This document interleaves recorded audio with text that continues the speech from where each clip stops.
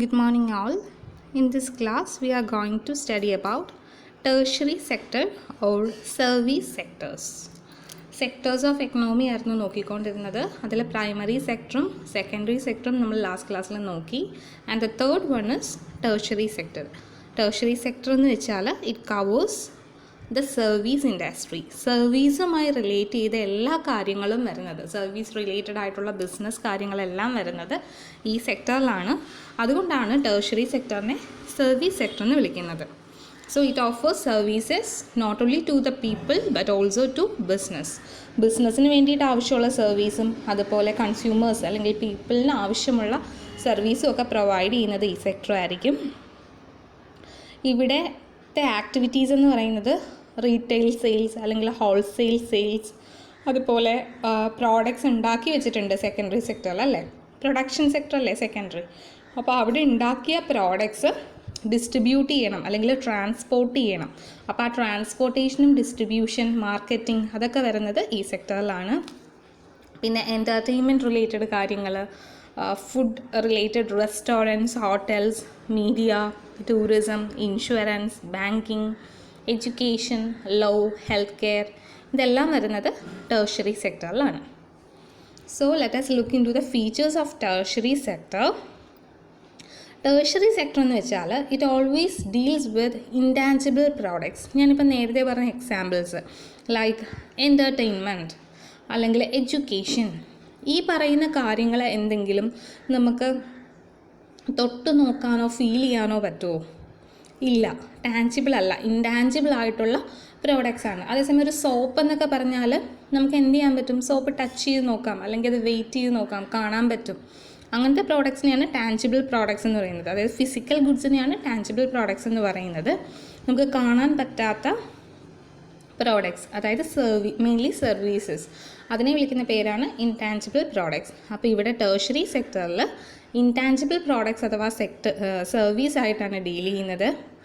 Then കസ്റ്റമേഴ്സിന് വേണ്ട services ഒക്കെ കൊടുക്കുന്നു. അതുപോലെ പ്രൈമറി സെക്ടറിനെയും സെക്കൻഡറി സെക്ടറിനെയും സപ്പോർട്ട് ചെയ്യുന്നു. കാരണം പ്രൈമറി സെക്ടർ ആണെങ്കിലും സെക്കൻഡറി സെക്ടർ ആണെങ്കിലും ട്രാൻസ്പോർട്ടേഷനൊക്കെ ആവശ്യമല്ലേ, അതുപോലെ ഈ പറഞ്ഞ പല സർവീസുകളും അവിടെ ആവശ്യം വരും. So the tertiary sector supports the other two sectors. പിന്നെ ബിസിനസ് ഓപ്പർച്യൂണിറ്റീസ് ഓൺട്രപ്രണേഴ്സിന് ഡെവലപ്പ് ചെയ്യുന്നു. പുതിയതായിട്ട് ബിസിനസ് തുടങ്ങുന്ന ആൾക്കാർക്ക് കുറേ ഓപ്പർച്യൂണിറ്റീസ് കിട്ടുന്നു. അതുപോലെ എംപ്ലോയ്മെൻറ്റ് ഓപ്പർച്യൂണിറ്റീസ് പ്രൊവൈഡ് ചെയ്യുന്നുണ്ട്. ഇതൊക്കെയാണ് features. Now coming to role or importance or benefits of tertiary sector. ആദ്യത്തേത് ബേസിക് ആൻഡ് എസെൻഷ്യൽ സർവീസസ്. ബേസിക്കായിട്ട് നമുക്ക് ആവശ്യമുള്ള എല്ലാ സർവീസുകളും കിട്ടുന്നത് ഈ സെക്ടറിൽ നിന്നാണ്. Like hospitals, education, communication, transportation, banking ഇതെല്ലാം ടേർഷ്യറിയിൽ വരുന്നു.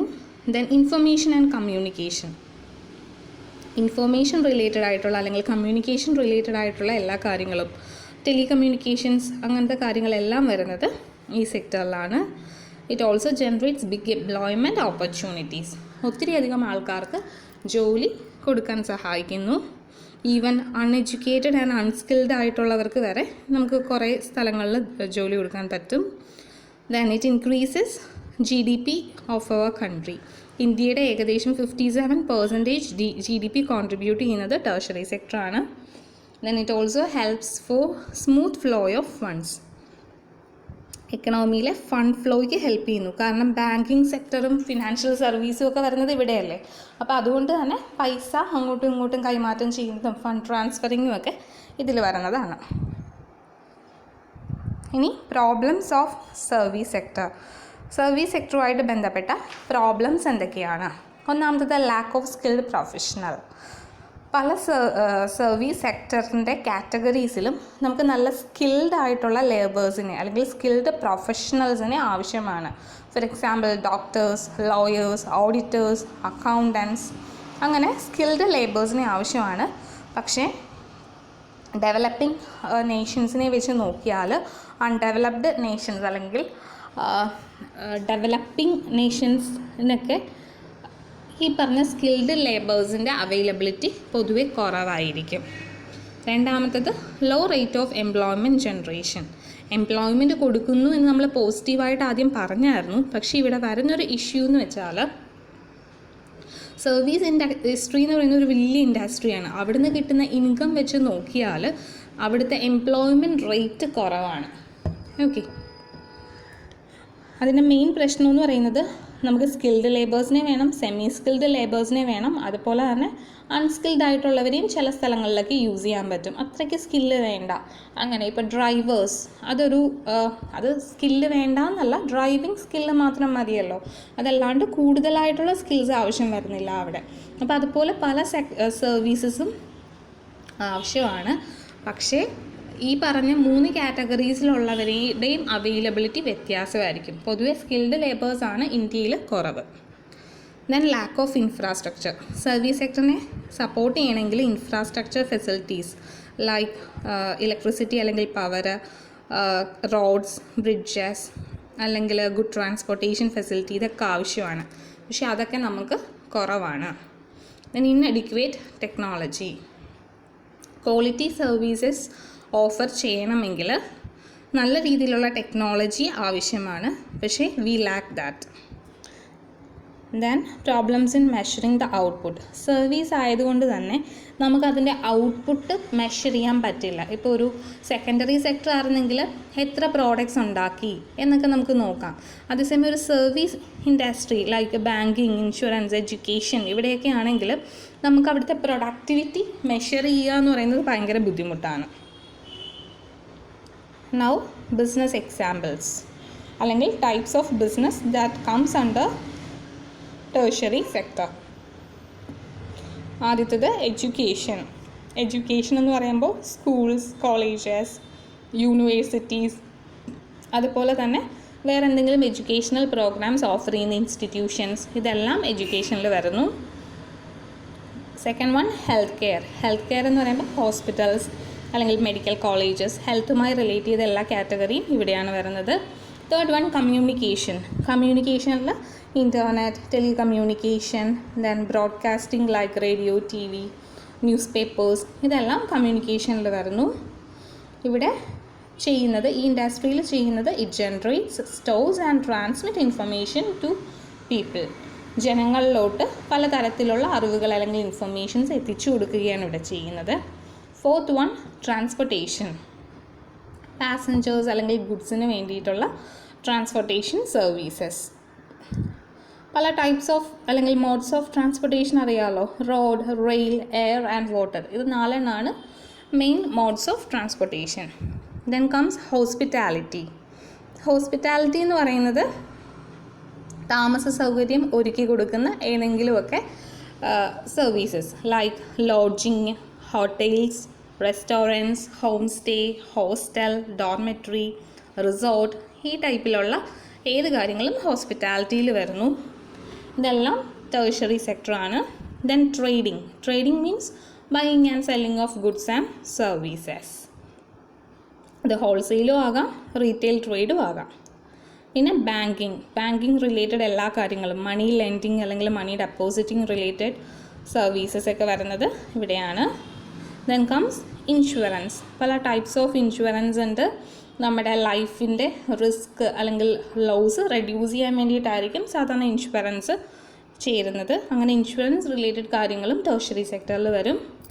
And finally investment service. Investment management, stock brokering, അങ്ങനെയുള്ള കാര്യങ്ങളും ഈ പറഞ്ഞ ടേഴ്സറി സെക്ടറിൽ വരുന്നതാണ്. ദെൻ ടൂറിസം അല്ലെങ്കിൽ ട്രാവൽ ആൻഡ് ടൂറിസം റിലേറ്റ് ചെയ്ത എല്ലാ കാര്യങ്ങളും like ticket booking, arranging stay, arranging food, sightseeing for tourist, അങ്ങനെയുള്ള എല്ലാ കാര്യങ്ങളും ചേർന്ന് വരുന്ന ഒരു ഫീൽഡാണ്, ഇൻഡസ്ട്രിയാണ് ടൂറിസം ഇൻഡസ്ട്രി. ഈ പറഞ്ഞ ടൂറിസം ഇൻഡസ്ട്രിയും വരുന്നത് ടേഴ്സറി സെക്ടറിലാണ്. ടൂറിസം തന്നെ പല ടൈപ്സ് ഉണ്ട്.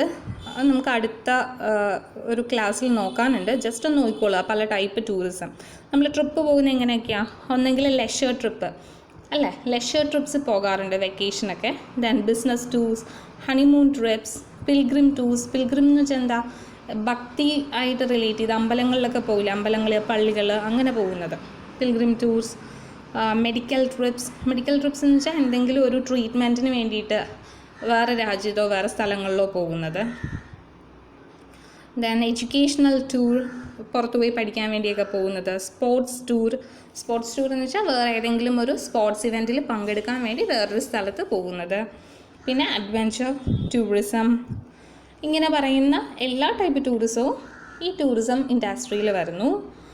ആൻഡ് ഫൈനലി റിക്രിയേഷൻ എന്ന് വെച്ചാൽ നമ്മുടെ മനസ്സിനൊരു സന്തോഷം ക്രിയേറ്റ് ചെയ്യാൻ വേണ്ടിയിട്ടുള്ള services like amusement park, water theme parks, convenience shopping customer services, അതായത് വലിയ മാൾസൊക്കെ ഇല്ലേ, ലുലു മാളൊക്കെ പോലെ, ഓക്കെ, അതുപോലത്തെ മോൾസ്, അമ്യൂസ്മെൻറ്റ് കോംപ്ലക്സസ്, അല്ലെങ്കിൽ cinema theatres, cinema halls, music അല്ലെങ്കിൽ ആർട്സ്, അതും അല്ലെങ്കിൽ അതർ എൻ്റർടൈൻമെൻറ്റ് റിലേറ്റഡ് ആയിട്ടുള്ള ഏതെങ്കിലുമൊക്കെ സർവീസസ് വരുന്നത് റിക്രിയേഷൻ്റെ അകത്താണ്. അതും ടേർഷറി സെക്ടറിലെ എക്സാമ്പിളാണ്.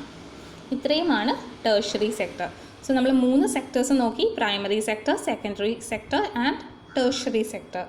ഇനി ചില എക്കണോമിസ്റ്റ് ക്ലെയിം ചെയ്യുന്നത് ഈ പറഞ്ഞ 3 സെക്ടേഴ്സ് കൂടാതെ 2 സെക്ടേഴ്സ് കൂടെ ഉണ്ട്, which is an extension of tertiary sector. Tertiary സെക്ടറുടെ എക്സ്റ്റൻഷൻ ആയിട്ട് ഒരു 2 സെക്ടേഴ്സ് കൂടെ അഡീഷണലി വരുന്നു എന്ന് കുറേ എക്കണോമിസ്റ്റ് ക്ലെയിം ചെയ്യുന്നു. അതാണ് ക്വാട്ടേണറി സെക്ടറും ക്യൂണറി സെക്ടറും. ഓക്കെ, ആദ്യം ക്വാട്ടേണറി സെക്ടർ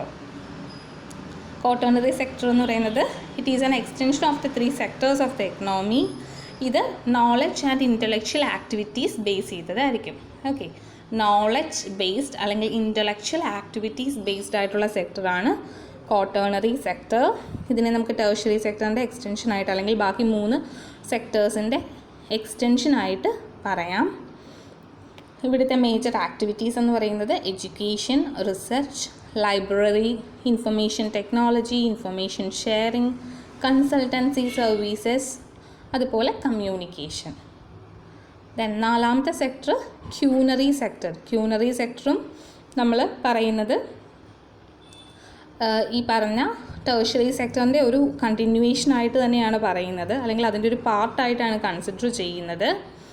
ഇവിടെ വരുന്നത് those matters which requires highest level decision making, ഏറ്റവും വലിയ രീതിയിൽ ഡിസിഷൻ മേക്കിംഗ് എടുക്കേണ്ടി വരുന്ന പല കാര്യങ്ങളും, അതായത് ടോപ്പ് ലെവലായിട്ടുള്ള കാര്യങ്ങൾ വരുന്ന സെക്ടറാണ് quinary sector. It includes top level bureaucrats of the ഗവൺമെൻറ്റിൻ്റെ തന്നെ ഹയസ്റ്റ് ഒഫീഷ്യൽസ്, അല്ലെങ്കിൽ ലൈക്ക് ജഡ്ജസ്, ആ രീതിയിൽ. Then senior officials in the top layer of the യൂണിവേഴ്സിറ്റിയുടെയൊക്കെ ഏറ്റവും ടോപ്പിലിരിക്കുന്ന ആൾക്കാർ, അല്ലെങ്കിൽ സയൻസ്, ഹെൽത്ത് കെയർ പേഴ്സണാലിറ്റീസ്, അല്ലെങ്കിൽ ഫീൽഡ് ഓഫ് കൾച്ചർ, അല്ലെങ്കിൽ മീഡിയ, ഇതിൻ്റെയൊക്കെ ഏറ്റവും തലപ്പത്തിരിക്കുന്ന ടോപ്പിലിരിക്കുന്ന ആൾക്കാരും അവരുമായി ബന്ധപ്പെട്ട ഡിസിഷൻ മേക്കിങ്ങും ഒക്കെ വരുന്ന സെക്ടറാണ് ക്യൂണറി സെക്ടർ. സോ ക്യൂണറി സെക്ടർ എന്ന് കേൾക്കുമ്പോൾ ഓർക്കേണ്ടത് ഇതാണ്, it covers the areas of highest level decision making. പക്ഷേ ക്വാട്ടേണറി എന്ന് വെച്ചാലോ, it is concerned with knowledge based and intellectual activities. Just തരംതിരിച്ച് പഠിക്കുക. ഇത് രണ്ടും ടേർഷറി സെക്ടറിൻ്റെ ഒരു എക്സ്റ്റൻഷൻ ആയിട്ട് തന്നെയാണ് കൺസിഡർ ചെയ്യുന്നത്. Okay, that's all for today's class. Thank you.